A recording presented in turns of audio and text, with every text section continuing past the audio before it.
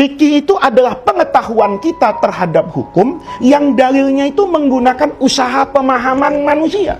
Misalnya, orang ribut dari dulu misalnya, nyentuh perempuan itu batal atau tidak batal. Ya, ada orang kemudian genit secara fikih ini. Begitu tahu tidak batal, kata dia itu salah orang Indonesia itu. Ya kan? Kok yang namanya megang perempuan batal? Karena kita rata-rata bermadzhab Imam Asy-Syafi'i. Maka kemudian kita mengatakan bahwa bersentuhan dengan perempuan itu wudhunya menjadi apa itu? Batal. Sementara ketika dia sekolah tinggi misalnya, dia sekolahnya misalnya ke Irak.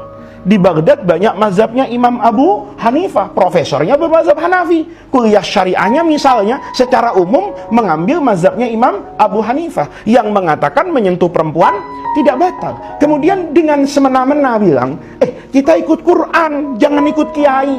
Quran bilang tidak batal wudunya. Lah salah. Quran itu sebetulnya tidak menyatakan secara jelas megang perempuan, bersentuhan itu batal atau tidak batal. Ini nggak usah panjang-panjang lah, sekedar pengetahuan aja. Ayatnya sama, au lamastumun nisa, panjang itu. Au lamastumun nisa. Kata Quran, kapan wudhu itu batal? Di antaranya, au lamastumun nisa. Kalau Anda lamasa yulamisu. Lamasa yulamisu itu dalam bahasa Arab artinya panjang loh. Makanya kalau orang ngaji fikih muamalat perdagangan, ya buka di Fathul Qorib ada, di Fathul Muin ada. Ada bai namanya bai'ul mulamasah. Dulu orang Arab jahiliyah itu bikin aturan itu, bai'ul mulamasah. Jadi barangnya itu tidak kelihatan, malam gelap. Nah, kita bayar dulu tuh, ya. Bayar misalnya 100.000. Barang apa yang kita beli? Pokoknya nanti apa yang kamu pegang, ya itulah yang kamu beli. Atau matanya dia apa kan tuh? Ditutup. Dulu waktu saya SD masih ada itu, ya. Sekarang kan anak SD sudah modern. Dulu saya SD itu, ya, di Kebayoran Baru itu banyak orang dagang di keluaran SD itu era 80-an itu mata kita ditutup tuh. Nanti kita suruh bayar. Waktu itu mungkin Rp25, Rp50. Nanti barang apa yang kita pegang, itulah yang kita beli. Ini nggak boleh secara fikih, ya, secara syariah. Itu namanya mulamasah. Jadi mulamasah memang interaksi memegang. Dari situ kemudian Imam Abu Hanifah memahami bahwa misalnya bahwa al-mulamasah itu sekedar menyentuh itu enggak membatalkan wudhu, karena lamasa yulamisu dalam Al-Quran maknanya, kata Imam Abu Hanifah, makna majazi persetubuhan. Selama tidak bersetubuh maka tidak batal apanya itu? Wudhunya. Dalilnya Imam Abu Hanifah apa? Hadis Ummul Mukminin juga Aisyah yang menjelaskan ayat tadi. Kata Ummul Mukminin Aisyah, iftaqattu Rasulullah sallallahu alaihi wasallam dzata lailatin. Saya satu malam itu pernah kehilangan Rasulullah. Jadi beliau tidur bareng dengan Nabi, tahu-tahu malam itu tangannya gini-gini, kok Rasulullahnya tidak ada. Nah, ini timbul pikiran, jangan-jangan pindah ke kamar yang lain. Maka Ummul Mukminin Aisyah itu meraba-raba, kan tidak ada lampu di kamarnya Rasulullah. Diraba-raba mendapatkan Rasulullah dalam keadaan apa ini? Sholat. Kata Imam Abu Hanifah, dari hadis tadi nggak ada penjelasan Rasulullah membatalkan apa ini? Sholatnya karena disentuh Ummul Mukminin istrinya. Maka dari situ kata Imam Abu Hanifah, ini menyentuh perempuan tidak batal apanya ini? Wudhunya selama tidak terjadi persetubuhan. Itu namanya pemahaman Imam Abu Hanifah dari Quran. Imam Syafi'i punya pemahaman yang lain. Kata Imam Syafi'i tadi itu, al-aslu fil kalam misalnya, itu hamluhu alal haqiqah. Harus dipahami dulu secara makna hakiki, kecuali nanti ada alasan kuat yang merubah makna hakiki ini menjadi makna majazi. Apa kata Imam Syafi'i? Qiraah Imam Hamzah Az-Zayyat, di antara qiraah sab'ah itu, ya, itu memang 6 qurra, 6 qiraatnya itu dibaca panjang, au lamastumun nisa. Tapi Imam Hamzah Az-Zayyat ini membaca pendek, au lamastum.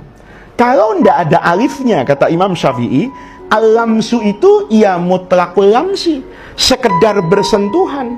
Mau bersentuhan kulit tangan, kaki, asal bersentuhan itu membatalkan apa itu? Wudhu. Pertanyaannya, gimana dengan hadis Aisyah tadi? Kata Imam Syafi'i, ada kemungkinan Aisyah itu menyentuh Nabi menggunakan hail. Mungkin yang disentuh Aisyah bajunya. Kayak saya cari istri saya, kayak Anda nepuk teman Anda, bisa jadi yang ditepuk kan pakai apa ini? Baju. Lah, kalau ada hailnya kan tidak batal apanya? Wudunya. Ini kalau mau diperdebatkan sampai tarawih tidak selesai pengajian ini. Artinya apa? Itu namanya al-fiqhu, itu namanya al-fahmu. Pemahaman Imam Syafi'i ke kanan, pemahaman Imam Abu Hanifah ke kiri, nanti pemahaman Imam Malik beda lagi.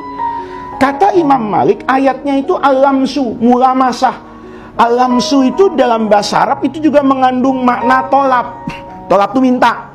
Makanya dalam hadis itu ya, kita dikatakan man salaka tariqan yaltamisu. Yaltamis itu kan artinya yatlub. Ya, man salaka itu barang siapa orang salaka menempuh jalan, yatlub yasluku itu yaltamis untuk mencari ilmu, nanti Allah mudahkan jalannya di akhirat menuju surga. Maka iltamasa itu yaltamis itu artinya ada yatlub, ada makna tolak. Kata Imam Malik, berarti persentuhan laki-laki dengan perempuan karena menggunakan alamsu itu ada makna tolak. Tolak apa? Kalau laki-laki dekat dengan perempuan, ya kayak misalnya nih, mohon maaf ya supaya gampang, ada suami nyolek istrinya malam-malam, kan belum tentu mau diajak tahajud, tapi mungkin mau diajak hubungan suami istri. Artinya apa? Di situ ada syahwat. Maka kata Imam Malik, menyentuh laki-laki dengan perempuan itu bukan soal apapun yang menjadi pertimbangan. Pertimbangannya adalah mendatangkan syahwat atau tidak. Kalau mendatangkan syahwat, batal wudunya. Kalau tidak membatalkan syahwat, itu tidak batal wudunya. Lah, ini namanya fikih.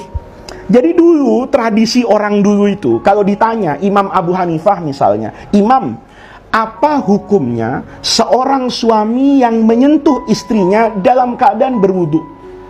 Kata Imam Abu Hanifah, hukumnya tidak batal. Satu. Kedua ditanya, ini hukum apa Imam Abu Hanifah? Hukum saya. Lihat nih, hukum saya. Ini bukan sombong. Hukum saya artinya apa? Itu yang saya pahami dari Quran. Nah, kalau orang sekarang itu kadang tinggi hati. Ini hukum apa? Hukum Quran. Kamu nggak ikut saya berarti menentang Quran. Wah, udah ribut itu nanti. Kenapa? Seolah-olah orang yang tidak berkesesuaian pemahaman dengan saya itu sama dengan orang yang tidak sepaham dengan Islam, tidak sepaham dengan Quran. Makanya guru saya itu sering bilang, fikih itu luas, yang sempit itu hati kita.